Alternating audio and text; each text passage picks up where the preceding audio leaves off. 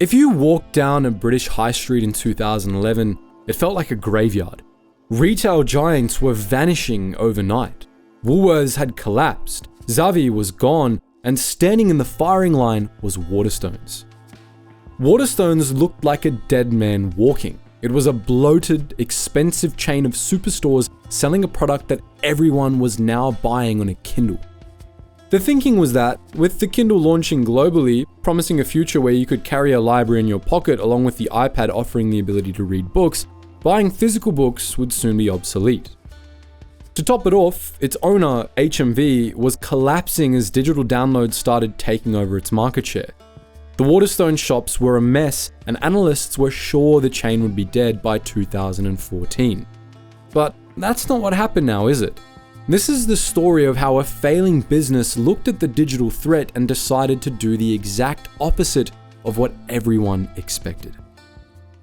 And now that we've largely accepted that very digitalization as part of our lives, we're bound to have instances in the future where major companies fall because of completely preventable cyber attacks. You might think these attacks only target multi-billion-dollar businesses, but hackers use the exact same tactics on everyday internet users. Just as a massive corporation needs to lock down its digital assets, you need to protect your own as well, and that's where the sponsor of this video, NordVPN, comes in. You can secure your connection and get an exclusive deal plus 4 months extra right now at nordvpn.com/HighStreet. By signing up, you get access to their Threat Protection Pro feature, which is a genuine lifesaver. Picture a corporate employee deciding to work from a local cafe. They connect to the cafe-free Wi-Fi network without thinking and open up highly sensitive company data. But it's a trap, a fake network set up as part of a man-in-the-middle attack. The bad guys quietly insert themselves between the employee and their destination, which lets them spy on the data and even alter it, wreaking untold damage on the company in question. And criminals use this exact same trick on you. By compromising the very public Wi-Fi network you're connected to, they can intercept your connection and harvest your private data while you browse. Encrypting your online traffic with NordVPN at all times keeps their naughty fingers out. But compromised networks aren't the only threat. Any file you download could harbor a virus or Trojan designed to steal or destroy your data. That's why NordVPN's Threat Protection Pro acts as your personal IT department, scanning files as you download them and immediately deleting them if they're found to be malicious. It also blocks dangerous ads and stops you from entering malware hosting websites entirely. This level of protection has actually been recognized by leading cybersecurity labs. Experts from AV Test rated Threat Protection Pro as the best anti-malware solution among VPNs offering similar functionality, and West Coast Labs validated that it meets their strict standards for malware detection and remediation. You can get all this and more with NordVPN when you sign up using my link at nordvpn.com/HighStreet. Securing your network doesn't have to be complicated, and right now you can get an exclusive deal plus 4 extra months. It's also completely risk-free with Nord's 30-day money-back guarantee. Take control of your digital security today and head over to nordvpn.com/HighStreet.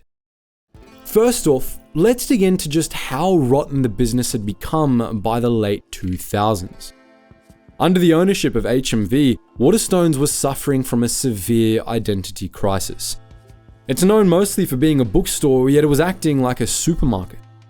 The corporate strategy was built on a seductive idea called centralization. The logic was that if you have 300 stores, you shouldn't have 300 people making decisions because that's messy and inefficient. Instead, you should have one team of experts in a glass office in London making the decisions for everyone. They dictated everything by sending out planograms, which were strict, non-negotiable diagrams that told every shop manager exactly where to place every single book. This meant that if you walked into a Waterstones in Glasgow, you saw the exact same recommended table as you would in Cornwall. It didn't matter if the local population in Glasgow preferred gritty crime thrillers and the people in Cornwall wanted memoirs about sailing. The local manager effectively had no power. But the rot went much deeper than that because the inventory itself was compromised by a dirty open secret known as pay-to-play. Every inch of prime real estate, from the window displays to the book of the month slots, were effectively for sale to the highest bidder. Publishers were handing over nearly £27 million a year to rent these spaces, creating a system where a mediocre celebrity biography could dominate the front of the store simply because someone wrote a check to put it there.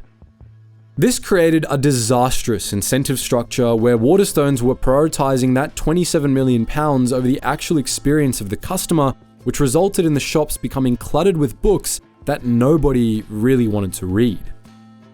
By 2011, HMV was desperate for cash. They saw Waterstones struggling and so decided to put it on the selling block.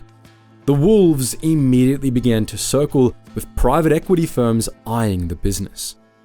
But just as these vultures prepared to pounce, an unlikely savior stepped forward in the form of Alexander Mamut. A Russian billionaire with a deep affection for British literature, Mamut bought the entire chain for just £53 million, a figure that, in the context of a national retailer with 300 prime locations, was essentially a fire sale price for a car that had already been driven into a wall. Mamut quietly formulated a plan that defied conventional retail wisdom. Rather than poaching a CEO from a big box giant like Gap or Marks & Spencer, he went to Marylebone High Street and recruited a man who represented everything the corporate world hated, James Daunt. Daunt was the antithesis of a corporate executive. A former banker who had quit finance to open Daunt Books had built a reputation as a purist. His flagship store was a sanctuary of long oak galleries and skylights where books were arranged by country to encourage discovery, a quirky system that proved he cared more about the physical beauty of the medium than anything else. When the news broke, many in the industry laughed. Mamut had effectively hired someone who had only ever managed 6 shops. It seemed impossible that a man like that could manage a toxic national chain. But as Daunt began his tenure, he realized the entire model needed an overhaul. The first thing he did was to gather the regional managers who had spent a decade enforcing the corporate rulebook and telling them that the era of central command was finished. He declared in a recent podcast that what a chain bookstore needs to do is abandon all consistency in operational disciplines and hand power to our individual store teams. He understood the simple concept that what flies off the shelves in a wealthy London suburb is often completely different to what sells in a working-class town in the north. To prove he was serious, he announced that the planograms were history and told the managers that they alone would now decide what went on the tables. But while this freedom sounded liberating in theory, it was actually terrifying for a workforce that had spent years being told exactly what to do. Their collective muscles for curation had atrophied, and yet they were suddenly thrust into a position where they were responsible for the success or failure of their store. Daunt realized he couldn't just retrain the existing hierarchy, so he undertook a brutal restructuring that involved firing half of the managerial staff. It was a bloody period, but he knew he had to remove the layers of middle management that existed solely to enforce the rules so he could replace them with booksellers, people who actually read, who could have an argument about the ending of a novel, and who could give the shops a personality. Next, Daunt decided to stop taking the pay-to-play money from publishers. He took that £27 million a year, the only easy money the company made, and wiped it off the balance sheet overnight. Daunt's argument was that the money wasn't actually free because it came with the hidden cost of being forced to stock bad books. He reasoned that if you stock bad books, you lose the customer, and if you lose the customer, you lose the business. So he simply told the publishers that if they wanted their book on the front table, they had to write a better book. This shifted the power dynamic entirely, meaning the front tables were now reserved for books that the booksellers actually believed in. If a manager in York loved a weird, obscure book about the history of the Vikings, they could stack it high on the front table, and because they could look a customer in the eye and honestly say, "It's fantastic," the books actually sold. Initially though, this initiative saw sales drop and revenue plummeting, giving the critics plenty of ammunition to claim Daunt was accelerating the decline. However, Daunt was looking at a different metric, the volume of returns. The stores saw a drop in shipping unsold boxes back to publishers, proving that while they were selling fewer books, they were selling books that people actually kept, and the efficiency of the sale had skyrocketed. With the inventory strategy overhauled, Daunt turned his attention to the physical environment. The stores back then were far from inspiring, with wide straight aisles flanked by drabbed anodyne and badly stocked shelving that made the space feel intimidating rather than appealing, guiding customers through the shop rather than inviting them to browse. Daunt initiated a massive refurbishment program based on the simple philosophy that if you want people to leave the comfort of their homes, you have to offer them a destination worth visiting. Amazon's got value covered. Waterstones needed to offer beauty and atmosphere. To achieve this, the industrial metal shelves were ripped out and replaced with thinner oak tables, while the aggressive lighting was swapped for warm, soft LEDs that mimicked a library setting. They laid down carpets, added comfortable armchairs, and introduced curves to the floor plan to break up the rigid grid, effectively forcing customers to slow down and meander through the space. The goal was to make these cavernous chain stores feel intimate, breaking up the vast square footage into nooks where a customer could pick up a book and lose track of time. This philosophy extended to the branding itself. In towns with historic buildings, Daunt allowed the stores to lean into their architectural heritage, most notably in Suffolk, where the shop doesn't even carry the standard branding above the door, allowing it to masquerade as a local village bookshop. But despite all that, the digital threat was still looming large. The Kindle was dominating the market, and in 2012, Daunt made a move that baffled almost everyone. He entered into a partnership with Amazon where Waterstones started selling Kindles in their shops, giving Amazon prime real estate and training their staff to show customers how to use the devices.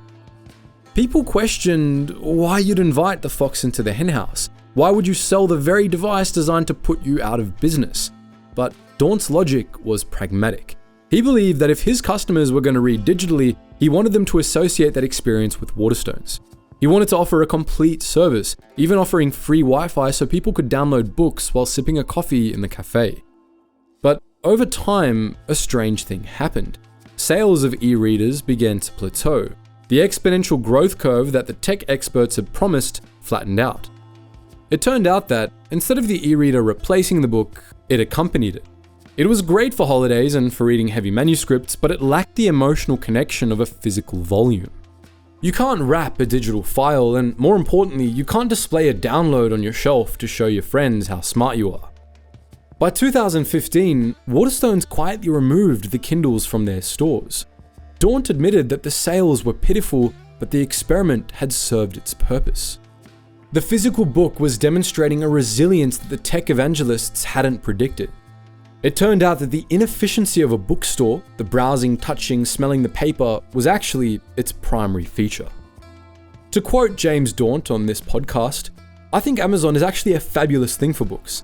It's in many ways democratized the buying of books. It's made buying books extremely easy and reliable, and more people own books in consequence of Amazon than if they hadn't existed.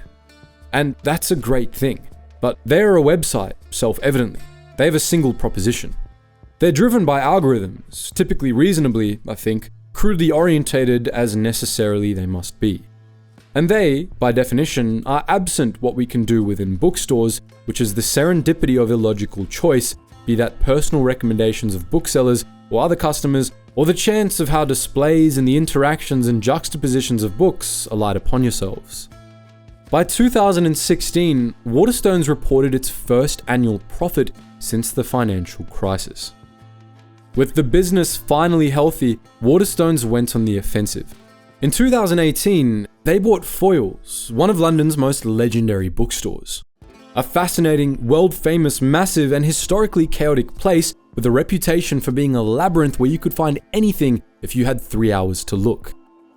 Under usual logic, Waterstones would have fired the staff, rebranded it as Waterstones Piccadilly Circus, and homogenized it to save on overheads. But Daunt did the exact opposite. He kept the name, kept the brand identity, and while he integrated the boring back-end logistics like payroll and warehousing, he left the front-end personality alone because he realized that the Foyles brand had value because it meant something to Londoners. This was the proof of concept for Daunt's cluster strategy, which involved building a federation of bookshops rather than a monolithic chain. In 2022, they did it again by acquiring Blackwell's. Blackwell's is an institution in Oxford and Cambridge where students buy their medical textbooks and obscure philosophy tracts. It has a completely different vibe to Waterstones, and Daunt promised to preserve that. He understood that a medical student in Oxford has a different relationship with Blackwell's than a casual reader has with Waterstones. By keeping the brand separate, he could dominate different segments of the market without diluting the identity of his core business. The success in the UK attracted attention from the biggest players in finance. In 2018, Elliott Advisors, a massive American hedge fund, bought a controlling stake in Waterstones. If you've been watching our videos, you're probably now expecting asset stripping and cost cutting, but Elliott had seen what Daunt achieved and wanted to export the model. In 2019, Elliott acquired Barnes & Noble, the struggling American giant, and they put James Daunt in charge of that too. Barnes & Noble has been bought by the hedge fund Elliott Advisors for $638 million after a difficult year for the largest bookstore chain in the US. Daunt was now effectively the CEO of the English-speaking world's physical book market. He flew to New York and began applying the same Waterstones logic to Barnes & Noble. The challenge in America was different. In the UK, Waterstones stores are mostly on high streets, which are in walkable areas. In the US, Barnes & Noble stores were mostly in shopping malls, which were dying. The stores were confusing and filled with clutter, and they'd pretty much become gift shops that happened to sell books, full of batteries, toys, and scented candles. To quote Daunt again, "When Barnes & Noble also got itself into this sort of mess, I arrived in 2019 again with that simple message, which is, guys, our stores aren't good enough. The reason that we're going bankrupt and the reason that our sales are declining is because the stores don't appeal to our customers, and we have to figure out how to make them more appealing. And I can't dictate that to you." He essentially cleared out the clutter and empowered the local managers in Nebraska and Ohio to order what their communities wanted. If a store in the Bible Belt wanted to stock religious texts, they could. If a store in Seattle wanted to stock progressive political theory, they could. The centralized brain in New York was lobotomized, and the intelligence was pushed out to the extremities. By 2024, Barnes & Noble announced they were expanding, opening new stores in locations where Amazon had previously decimated the competition. Barnes & Noble is expanding. The largest retail bookseller in the country is opening more than 60 new stores. The chain is bucking the recent trend of brick-and-mortar stores. Then came 2020. The COVID-19 pandemic presented a terrifying challenge for a business built entirely on the physical experience of browsing.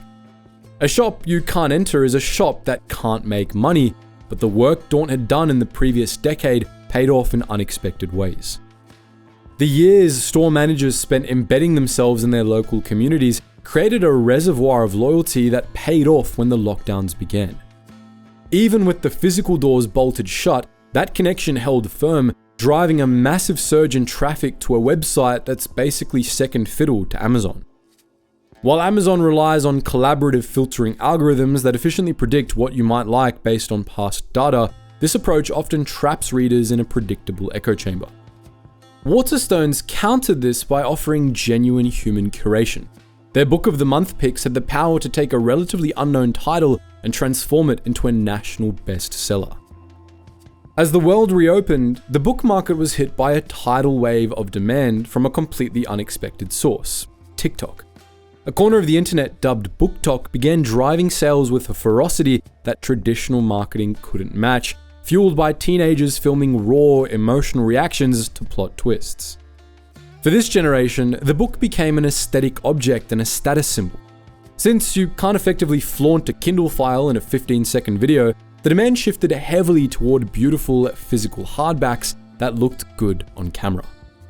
Waterstones found itself accidentally perfect for this moment.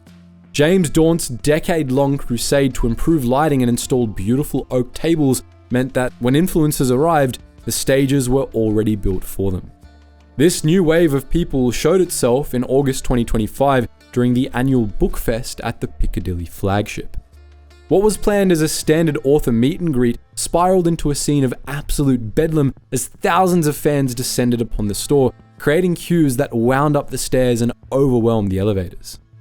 The crowds at the Piccadilly flagship were so overwhelming that reports emerged of attendees describing the scene as hell on earth, while others took to social media to joke that they'd barely survived the experience. Videos circulated showing queues winding up the stairs and spilling out onto the central London streets, with visitors packed shoulder to shoulder in a crush that Waterstones later had to apologize for. While the safety concerns were real enough to cause panic attacks, the underlying reality was staggering because thousands of young people were risking physical discomfort just to get into a bookshop. This chaotic stampede proved that the next generation had fully embraced print with fanaticism the industry hadn't witnessed since the height of the Harry Potter mania. Today, Waterstones proves that the so-called retail apocalypse was never a natural disaster, but a failure of imagination by retailers who died because they treated their customers like data points rather than people. By treating the bookshop as a destination for leisure rather than just as a warehouse for inventory, James Daunt proved that buying a book is a special experience that a buy now button can never truly replace.